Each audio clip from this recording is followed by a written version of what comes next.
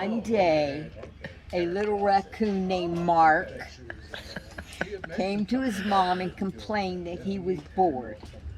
"There's nothing to do," he wailed, "and Billy is always on vacation, so I have no one to play with." "I know what you can do," his mother said. "It will be an adventure for you." "What kind of an adventure?" asked Mark curiously. He was sounding so much more interesting now. He was really interesting. "A great one.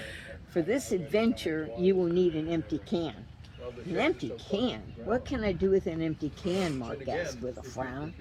"Well, that will be up to you," his mother said kindly. That's nice, kindly. Kindly. Right. Doesn't sound like his mom. No, it doesn't.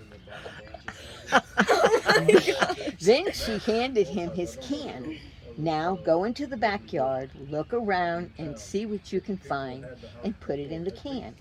After all, God has many hidden creations everywhere, even in our little backyard." "Okay," shouted Mark, "I'll see what I can find."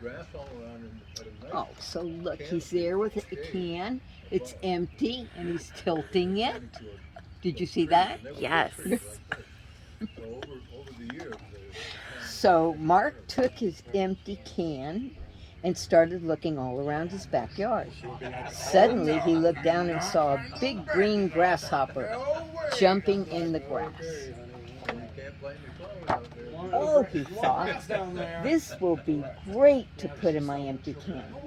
So he put his paw over the grasshopper, picked it up, and put it in his can.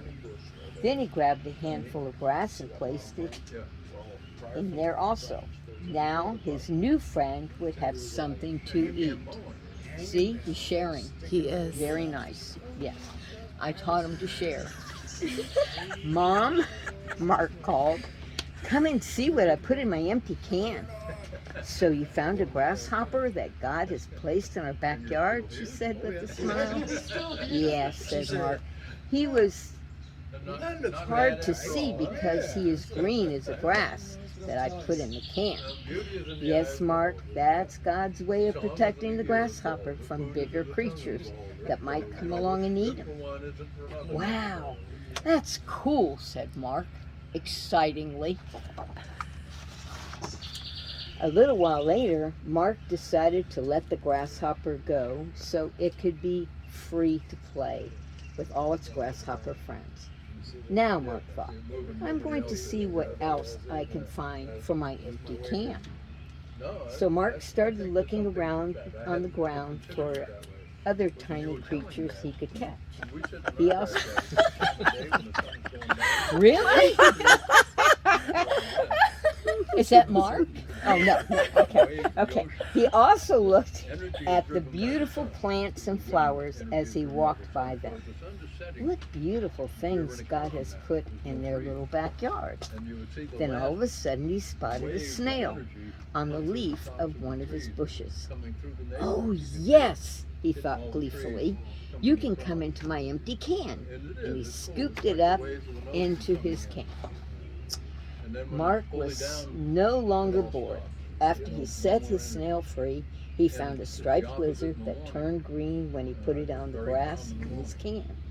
He saw lots of colorful flowers and even spotted a few fuzzy little bumblebees buzzing around them. Mark also discovered a small frog, and he even chased, but could not catch, a slithering grass snake. Isn't that something? Glad he didn't bring it in the house. Yes, So, for sure. "Well, Mom," he said when he came into the house, "I had an awesome adventure today.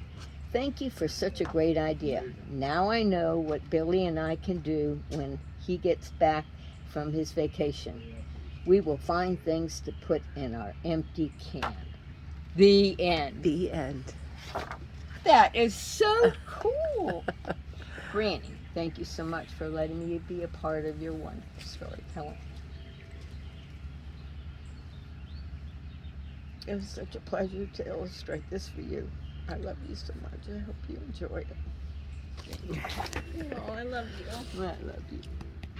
Thank you. That was really sweet. Okay.